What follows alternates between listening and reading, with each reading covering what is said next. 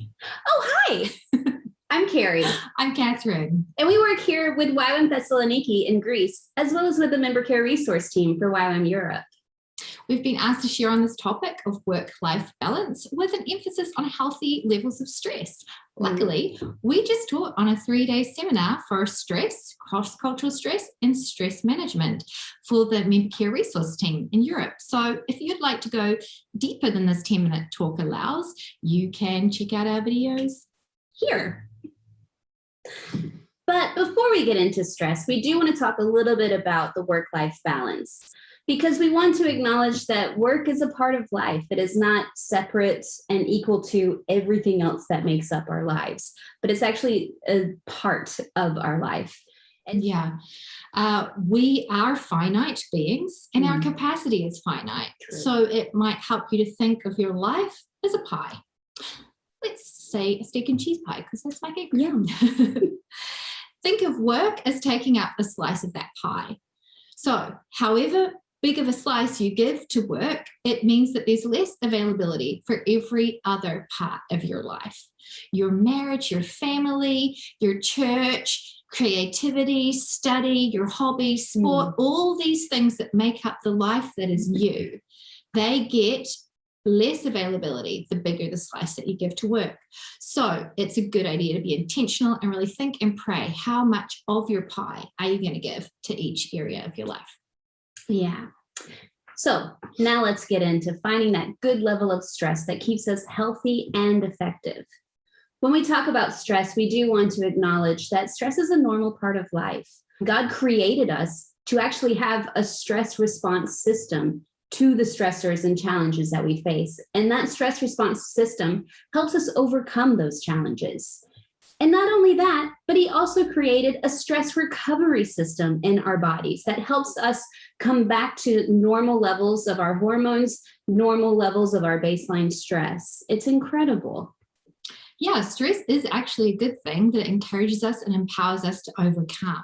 However, when we find ourselves with chronic high stress levels, it actually can take a toll on our capacity and health. That's true. Too much or too little stress is actually detrimental. And we can see in this visual of these suspension bridges that the bridge on the left, the stress was not the correct amount of stress. It was either too much or too little, which led to the bridge collapsing. Whereas the bridge on the right has just the right amount of stress and it's functioning the way it should. And that's our goal. What is the level of stress that helps us function well and not causes us to collapse?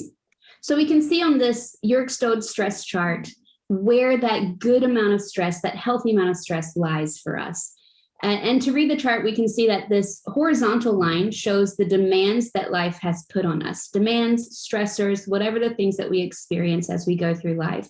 While the vertical line is our ability to meet those demands. And we can see that when our ability far exceeds the demands that are placed upon us, we experience rust out, which means we start to lose skills and things that we've learned. We experience frustration, boredom, under-involvement. But as the demands start to increase, we start to feel more alive, stimulated, alert, decisive, creative, even effective. And we get to this point where the highest amount of demands that we are able to meet happens. And we call that the optimum point. This is us at full capacity and still going well, still going strong.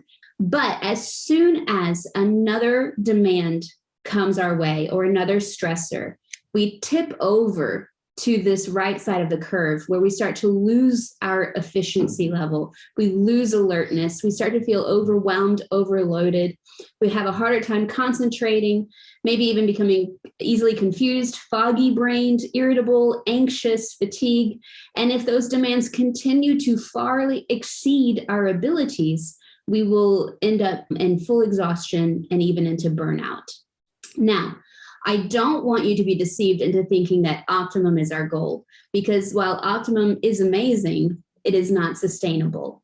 So actually, the healthy level of stress where we are at our best is on the left side of the curve, where we're effective, creative, alert, this is where we want to be our normal level of stress, and then have moments of optimum, and then come back to this side. But the reality is, in my experience as a leader, we often are over here. The demands are constant and usually start to exceed our ability to meet them. So I'm just wondering, for you, where do you see yourself on this stress curve? Are you on this healthy side where you're effective and creative, alert, stimulated? Or have you been tipped over to reduced efficiency and alertness, or you feel overloaded or overwhelmed? And if you're over here, if you do find yourself on the right side, when was the last time you were on the left side of the curve? If you find yourself often on that right side of the curve, there are some effective strategies that we can share to help lower your stress levels. These strategies help your body's stress recovery system and build resilience for when future stresses come, and they will. It's true. And we're basically talking about stress management.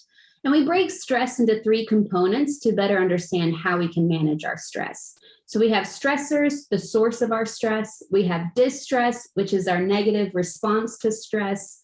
And we have the resources to cope with that stress. So we're going to start with stressors and how we can actually reduce the number of stressors. So stressors are those sources of our stress, and they can be external or internal. They could be health or our ministry. They could be overscheduling or procrastination, habitual procrastination. That's me. Even maybe if you have a perfectionist personality, that brings extra levels of stress.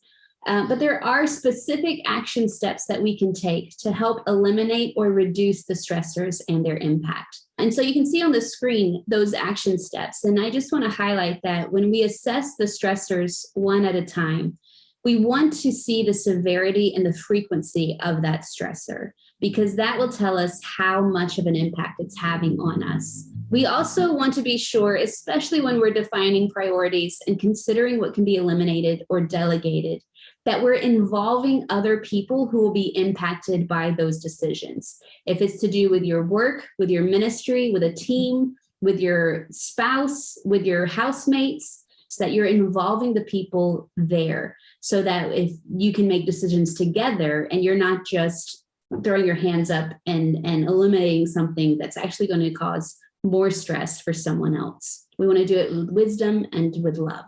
So the next component of stress is distress. Distress is the negative emotional response to the sources of stress. It's our internal reaction to stress. We might be aware of certain emotional distresses associated with stress, such as anxiety, frustration, feeling overwhelmed, but anger, resentment, confusion, weariness, sadness, feeling ashamed. These are perhaps less commonly known as being emotional responses to stress, but they're every bit as prevalent. Physical responses to stress, such as headaches, sleep disturbances, stomach issues, usually precede the emotional responses.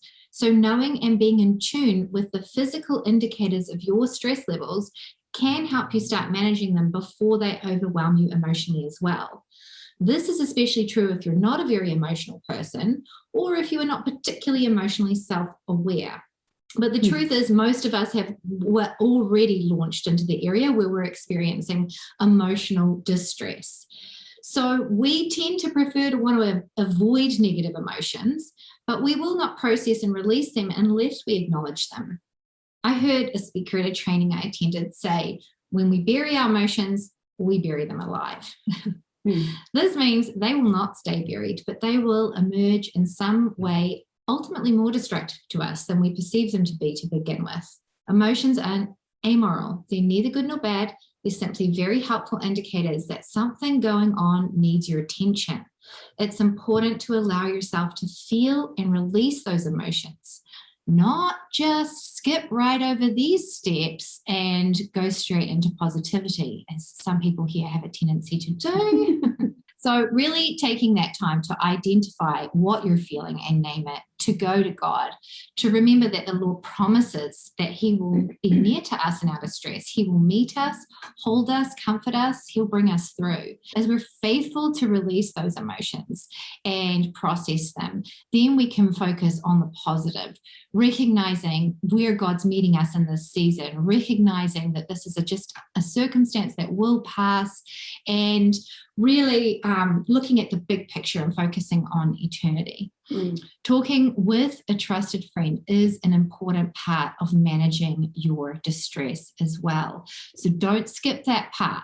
And lastly, we'll go into using our resources to manage our stress well. And there are lots of resources we have to cope with our stress. Of course, the pandemic or moving to a new culture kind of limits some of your resources maybe, but that's okay because there are other things that you can do and find what works for you. And luckily for us, we do have the most powerful and effective resource for dealing with our stress, and that is our Lord. Time with God. He is our comfort and our guide and our counselor. And so he is our number one foundational strategy for managing our stress. And in addition to that, we even have more. Incredibly, there are other strategies we can do to help reduce our baseline stress and help our stress recovery system work well.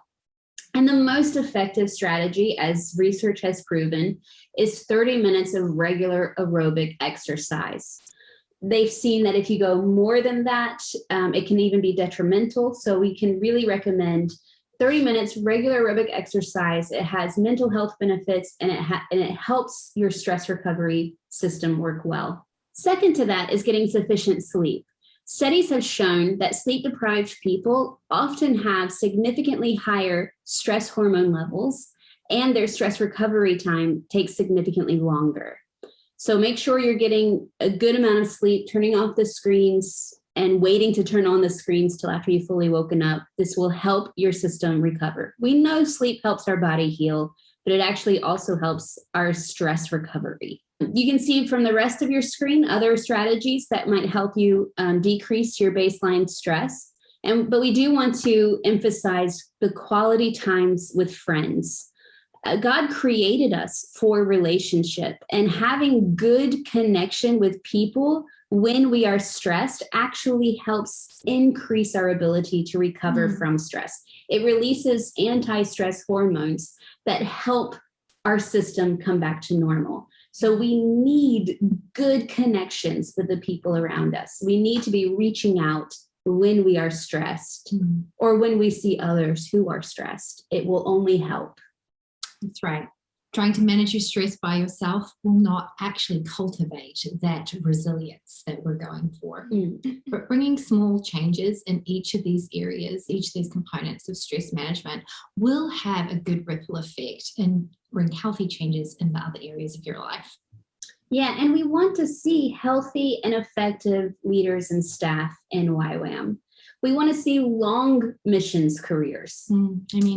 We really do believe that understanding and managing our stress well is a key part of cultivating that resilience and improving our physical, mental, spiritual, and emotional health. Yeah. So we hope this small talk has brought some encouragement and some empowerment to you. Yeah. And again, if you want to go deeper in understanding stress, cross-cultural stress, and stress management, please feel free to check out the Member Care Resource Team YouTube channel for those videos. Bye. Thanks for listening.